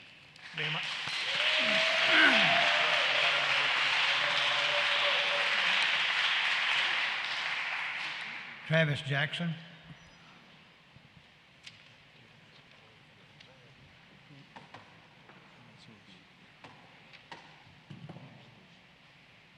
me to take my mask off? Yeah. Thank y'all. Thank you all for allowing me to speak. My name is Travis Jackson. I'm one of the co-founders, board members, and Diversity, Equity, and Inclusion Officer of Montgomery Pride United, or MPU. I'm also an Iraq veteran with a deployment of 15 months during Bush's the Iraq surge. That means I fought for the rights of all Americans, gender identity included, as well as sexual orientation. Not to mention, I'm also a suicide attempt survivor because I was traumatized by being a hate crime victim. I was a hate crime victim multiple times in my life because I was Black, veteran, and my sexual orientation. My gender identity is male, and my sexual orientation is bisexual. I would like to stress the importance of including sexual orientation and gender identity in this non-discrimination ordinance. Sexual orientation and gender identity is an inclusive term applying to anyone identifying with genders such as lesbian, gay, bisexual, transgender, queer, non-binary, and several other genders. From several LGBTQ plus people in the Montgomery metro area, I, along with MPU members, have heard countless facts on how they have faced unfair treatment. These agitation tactics, encouraged by hate the sin, love the sinner motto, consist of unjust housing eviction, employment termination, church membership ban, theft, stalking, arson, and vandalism. In January 2019, Dana Martin, a Black transgender woman, was murdered in Montgomery, Alabama. Also, her death was America's first transgender hate crime for that specific year. I highly encourage your vote for a non-discrimination ordinance which includes gender identity and sexual orientation. LGBTQ plus members aren't walking disabilities, nor illnesses, nor contagious. They're human beings in dire need of full protection from hate crimes. Not to mention, an inclusive non-discrimination ordinance is suicide prevention. Thank you for your time and consideration. Okay. I've got some other people signed up for something, but I don't know what they signed up for. Cal Searcy? Cal Searcy signed up? Yeah, Cal.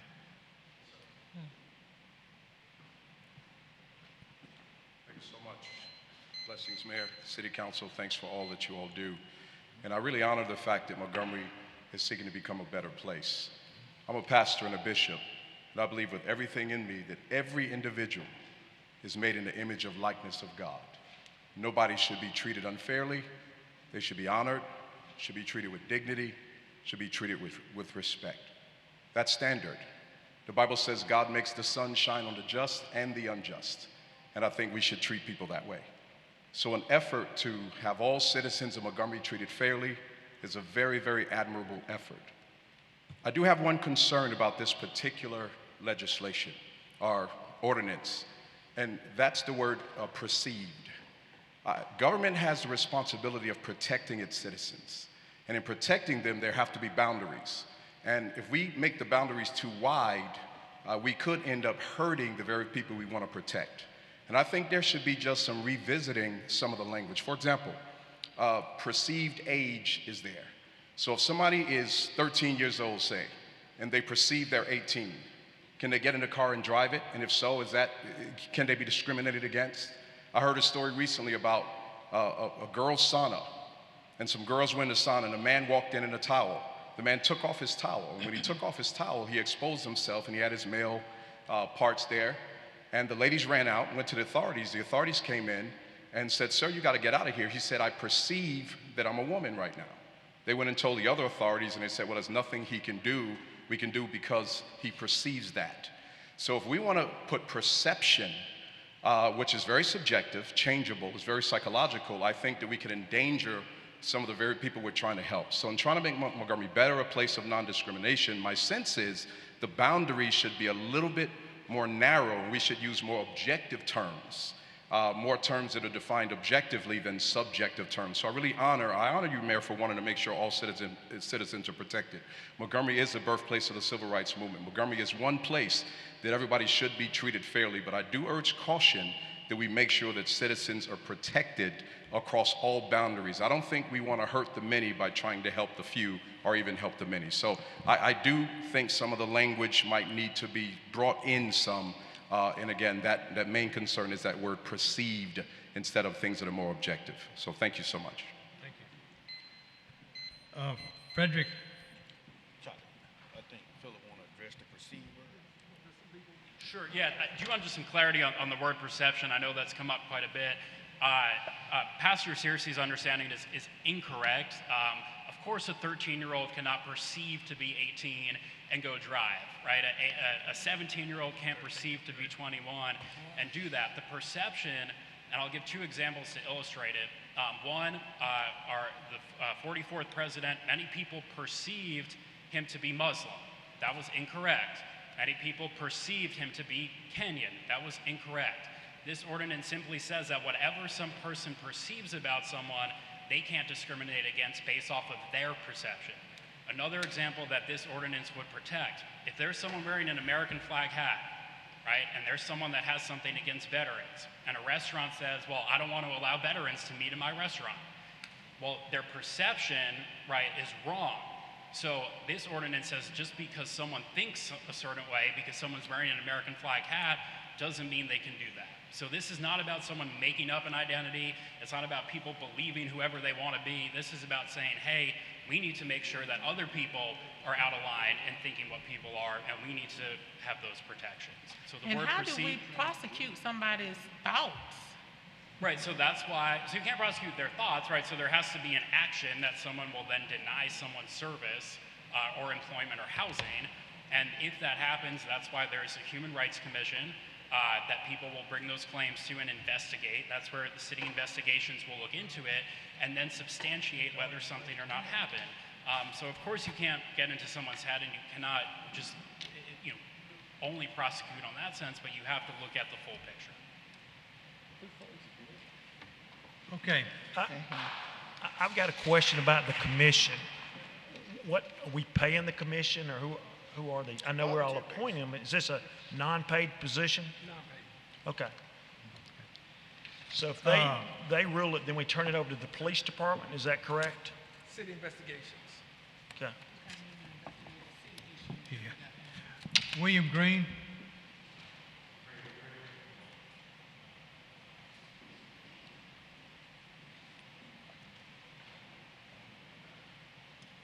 Greeting to all of you.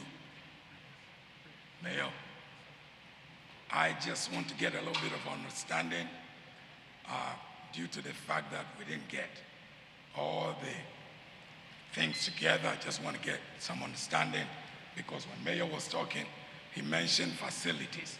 And I live in Montgomery. I have a daughter and a granddaughter. And my question is, if somebody feel like they are a lady, are they allowed to go into the facility where my daughter or my granddaughter will be? It's a question. If somebody can answer that for me. No, they cannot. Thank you. Earlene Wright. Yeah, William Green. You just pitched it. Hey, William. You just gave your rights up. You gave your time up, didn't you? Good evening, everybody. Did you give your time up? I don't know who that was came up. Mayor, council members. Hey, William. Who was that Glad that to be just here. came up for you, Mr. William Green? That was Fred Adetunji. I didn't get my time up. Fred. Oh, you that's spoke Fred. about Fred Okay. before, and I was after Fred, so I just told Fred to go ahead on because he Okay. had Thank got you. skipped. Good evening, everybody. Mayor, you spoke a lot about perception, the way people perceive Montgomery, Alabama, as well as the tone. But then again, your examples were examples of Jim Crow, going back to the 60s and 50s. As far as I know, after serving for city council, there are no active laws on the books today discriminating against heterosexuals or homosexuals based on their sexual identity. So what we have to deal with is not perception and tone, we have to deal with reality. And the reality is that passing this ordinance would allow men, under the guise of them being transgender, to get access to our women and our girls in the bathrooms. That is the reality that we live in.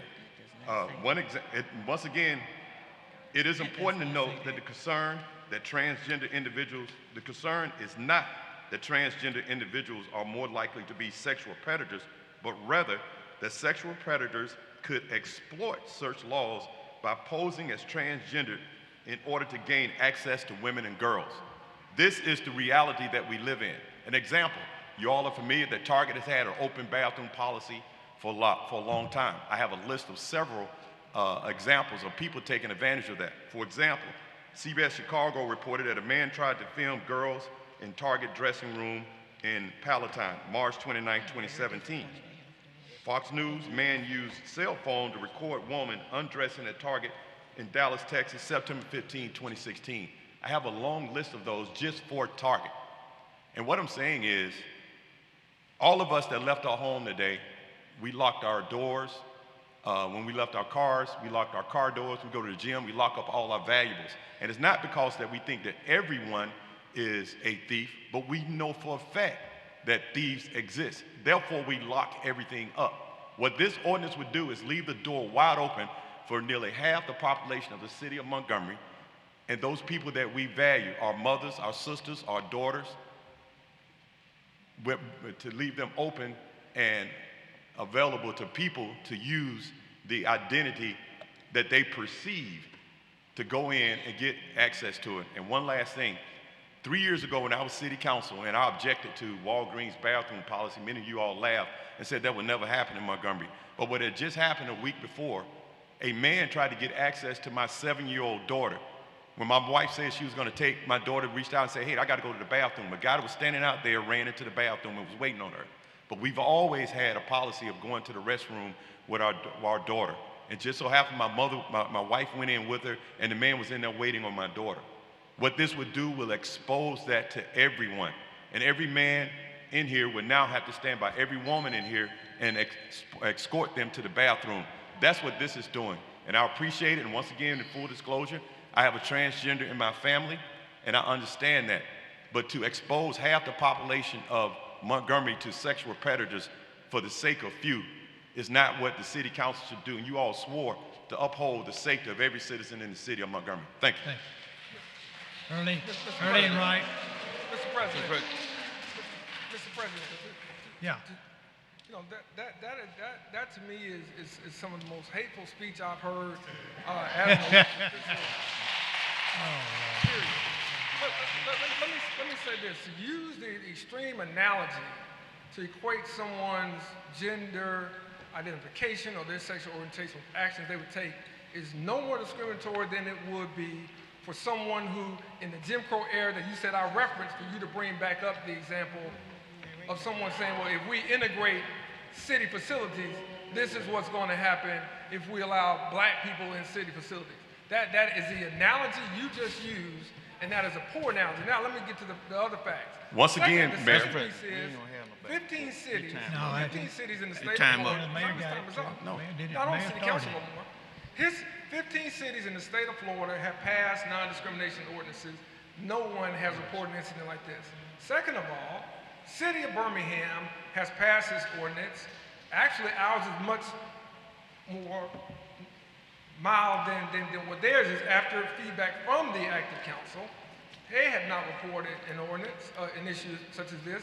And the city of Mobile has voiced support for a non-discrimination ordinance.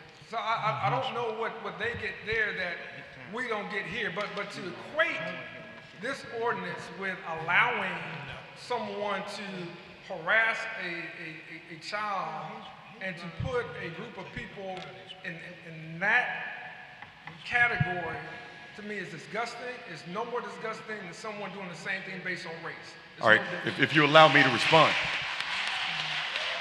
First of all, first, thank you. Mayor, first. Enough. That's okay, that's okay.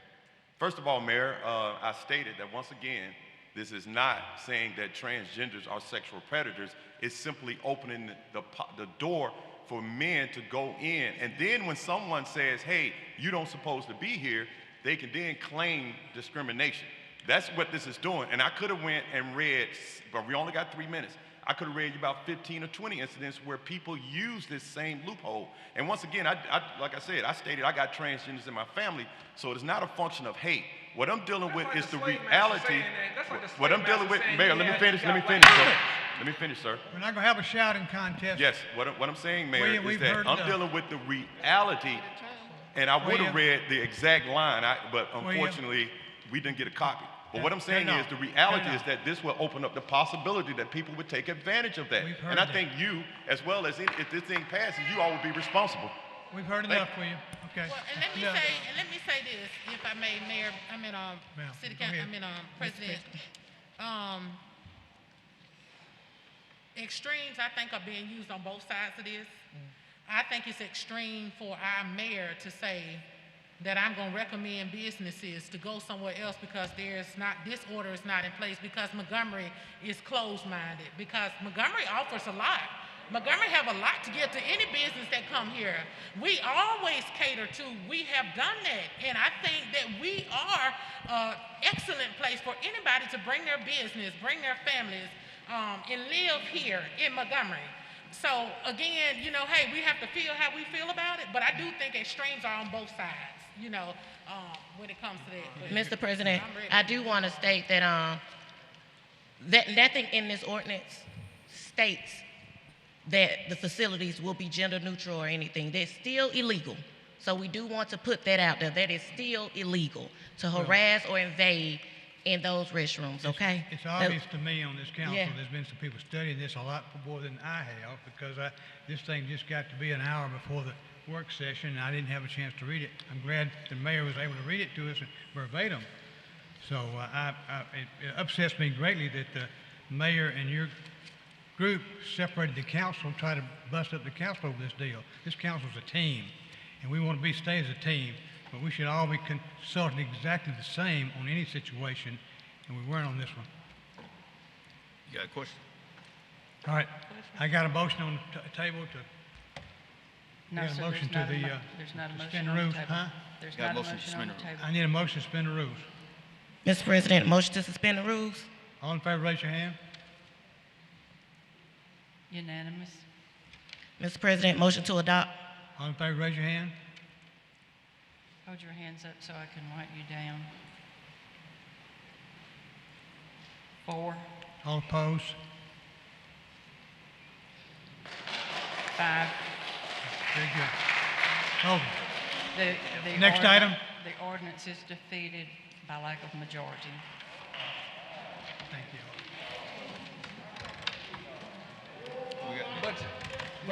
Yes, sir. Next item. Mr. Mayor, you need to present your budget. Yeah, we have it. You need to officially present it, yes, sir. All right, thank you. Mr. President. Yes, sir.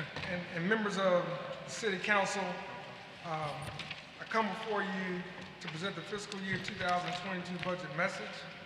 I come before you today to present a balanced budget for your consideration and hopefully your ultimate adoption. I will not go into the extreme details. You have a copy before you, and certainly if there are any questions that may want to be asked, I will just say the proposed budget being presented to you today has a dollar value of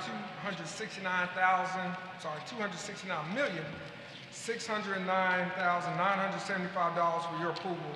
I'm confident this proposed budget will allow the city to move forward on a path to building a better Montgomery for all people. Thank you. Thank you. We announced earlier that we'll have a public hearing on this on September the 7th.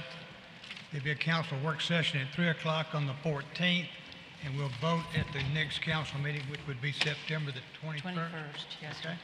There'll be a vote on that day. Okay? Next item. All right.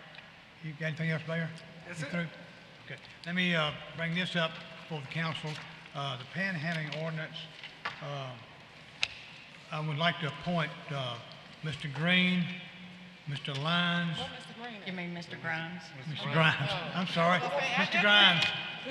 Hey, sorry, William.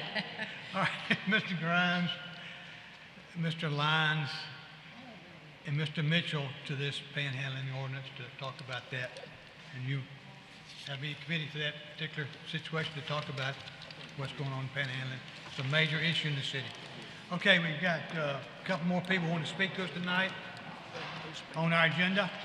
couple more here. Steve Clark.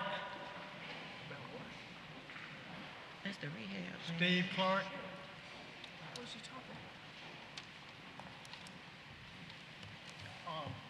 Yes, my name is Steve Clark. I've been here several times, and time is of the essence on my 3 issues. I really wanted to speak today. I talked to Ms. Blaylock earlier on just general. You know, I'm an American fighting man. I served in the forces with God, this country, and our way of life. I was prepared to give my life in its defense. Man, I moved to Montgomery after I retired from the military. I moved to Montgomery after retiring from a civilian job, and I chose West Montgomery as the site. But everybody told me not to move there for some reason, but I moved there anyway. And now 11 years later, I'm basically kind of seeing what the elders are talking about because I've seen it firsthand. For some reason, you know, I'm hardcore. I believe in our city council. I believe in our mayor. But the people underneath in these departments, are they truly generally concerned about the welfare of the city? Not certain areas, but all areas. You can't convince me. After 11 years, I watched the city trucks drive with the air conditioning, pumping, and no one sees the drains. I could actually take a lawnmower on Hill Street and actually mow the drain. Why? I lived in one of the toughest cities in this country, Baltimore, Maryland. Walked those hardcore streets for 8 years. And I noticed one thing about that city. It was clean. It was trash on the ground, but the sidewalks over there across from Bethel Church, I'm a cross-country runner, so I see these things every day. Across from Bethel Church, the trees that's grown in the road, the grass in the drains is about a yard out in the road. And I'm like, how can these people that drive these brand new trucks pumping air, are they working together? Is the departments, do they work together? All I'm asking, I don't understand how nobody sees this. People say, well, there's no money. Well, for 11 years, you know, I'm not good at math, but last I noticed there are 4 quarters in the year. I've been at this address for 11 years. That's 44 quarters that's nothing has been done. And it's not fair to the people just being elected. It's people sitting at home right now drawing retirement checks for doing nothing for the city. I just wanted to talk that in general. I'm really confused, and I'm just asking, what's going on? Can the city work together? Now, you're talking about the drains on Hill. You need your drains cleaned out? Is that guess what? I adopted. Here's the funny thing. In 11 years, I adopted a drain on Hill Street. But from Hill Street, coming off Day Street, all the way to Fairview, you can take a lawnmower and mow the drain. And I'm just using this particular. There are other things. I'm just saying, when the city's moving around from the public, all these people from engineering, the code, man, don't y'all have meetings and get together and say, Durham, we need to, that's all I'm saying. I'm not the smartest. I got a high school diploma. I think the mayor's heard you and the council's heard you. Thank you for your input. But I'll be back in 2 weeks. Okay, very good. Thank you so much. Okay, Chief, you have something? Nothing further. We were here to speak on the traffic concerns that Mr. Clark had, but I've spoken with him on the phone. We've had some officers go out there and follow up on that, but we were just going to follow up if he had anything further to add. Okay, well, you're good. Okay. Okay, thank you very much. Okay, that concludes everything on the agenda. You got anything else, Madam Clerk? No, sir, I don't have anything. Okay, else. anybody else got anything else? If not, Mr. President, I just want to say.